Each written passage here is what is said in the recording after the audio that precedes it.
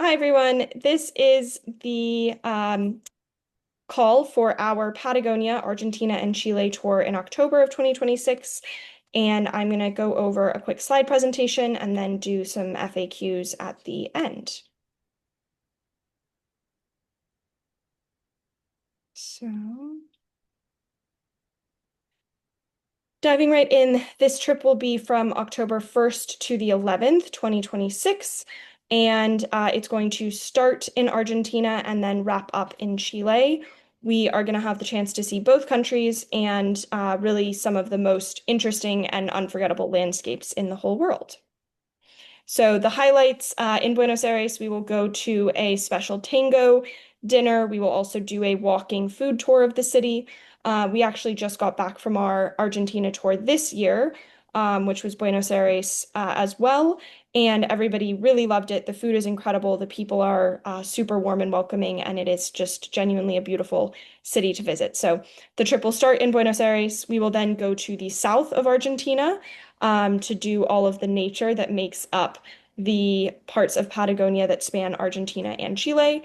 And then we will end the trip visiting the Chilean side of Patagonia, including getting to visit Magdalena Island, where there are penguins, and hopefully maybe even spotting some whales and many other wildlife.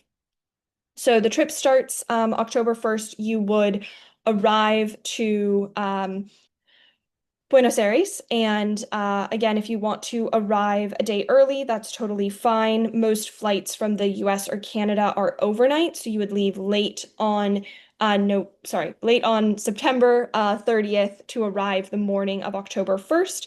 But if you want to arrive sooner, that could be arranged. We'll have a evening guided walking tour this day where we'll do some tasting of local dishes like empanadas and enjoy getting to know our group over dinner. Then the second day is going to be our full guided tour of Buenos Aires. We will visit La Boca and Recoleta, which are two of the really famous, very colorful neighborhoods of the city. And then we will also take a tango lesson and have a dinner show that evening. So you'll get a good taste of culture in Buenos Aires.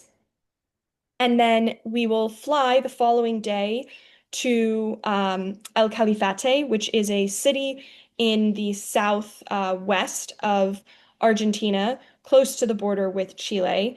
And we'll probably get there around midday and just have the rest of the afternoon to acclimate. It will have been a busy couple of days, and it's good to rest up because we're going to have some very active hiking and walking days after the following days after this. So, rest, free afternoon. There's a very beautiful lake that Calafate is located on, and so you'll have the chance to take a stroll along the lake, spot some different wildlife, etc. The following day is our Piero Moreno Glacier tour. We'll have the chance to see it both from land as well as taking a glacier hiking experience. We will get on a boat, we will get up close to all of the icebergs, and then put on some specialized gear and actually walk along the glacier. This is one of the only glaciers in Argentina left in such good, pristine condition. It is shrinking, sadly, like all of the glaciers in South America are, but it is a really, really great example of a glacier and a chance to get up close. If you're lucky, you'll get to see the different icebergs calving off of the glacier, and as they fall into the water, it's very impressive. So then the next day, there is another free morning in El Calafate. There will be some optional walks and hikes that we can do, or if you prefer to just have time to shop in the very cute mountain town, you can also do that. And in the late afternoon, evening, around the time of sunset, we will go out onto the lake and look for all sorts of different bird species. This is one of the major migratory bird areas, and you'll see very different birds than you can really find anywhere else in the world that come to spend the night on this lake. So we will go kayaking around the lake and enjoy spotting all sorts of different wildlife with a guide. Then we will go ahead and cross into Chile on the following day. We're going to stop several times along the way for very impressive views, again, of glaciers, of different fjords, and all sorts of different water. And we will as well go on some hikes, probably around 1 to 2 mile hikes about twice on this day at different stopping points throughout the national park. And then October 7th is going to be our longest hiking day. We are going to go all the way up to the Twin Spires of Tierra del Fuego.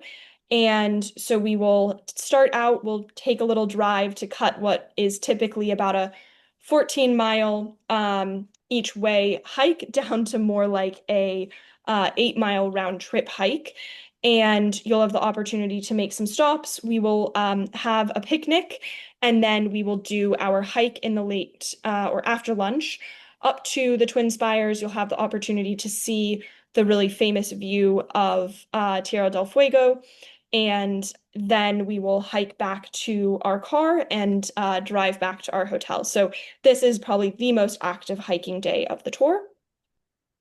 Then once again, we will head to a different viewing point of Torres del Paine and have the opportunity to spot more wildlife. There are some huge condors that were flying around. Guanacos, which you saw in that last image, are the wild, almost somewhere between an alpaca and a deer type creature that you can find roaming around. And we will also have the chance to see the Twin Spires from the opposite side. So on this tour, you'll have the chance to see it, both this view as well as the up close, the closer view of it through the hike. This day will include about a 3 to 5 mile hike. And then the following day, we will head to Punta Arenas, which is a town in the very far south of Chile. And it's also one of the sort of starting points for any Antarctic cruise or adventure. We are going to make our base here because this is a great place for spotting penguins. So we will do a drive through Patagonia, get to Punta Arenas, have some free time. And then the following day is going to be our penguin colony day. So we will take a boat trip to a special island called Magdalena Island that you can only reach by boat, where they have these Magellan penguins that live. And we will take a tour through the penguin colony. We also, if we are lucky, will get to see different whales, dolphins, and other marine creatures as we boat between Punta Arenas and the island.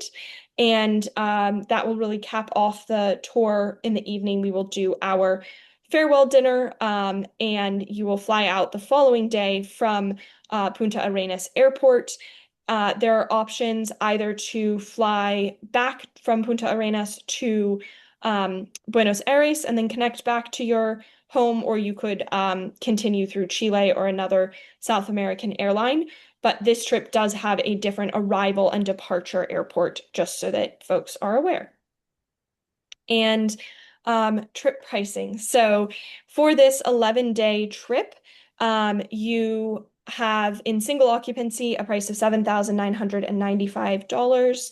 That is including your private room and bathroom at all of our boutique 4- and 5-star hotels.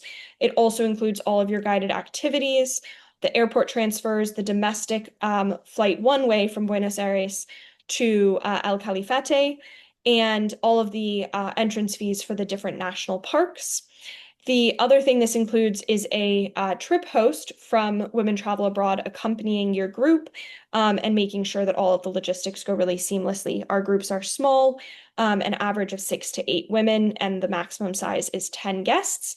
This is one of our most active tours, so we definitely recommend folks joining this trip be prepared to do some training ahead of the trip in terms of getting your steps in and making sure that you feel comfortable doing multi-mile hikes prior to joining so that you can be prepared to take advantage of all of the incredible nature that Patagonia has to offer. Other FAQs. So October is spring in Patagonia, since the seasons are opposite in the Southern Hemisphere. And we can expect weather from the 40s to 60s. It should be pretty sunny, but it also can be quite chilly still. So you'll want to bring lots of different layers and hiking gear. As a US citizen, you do not need a visa for Argentina or Chile.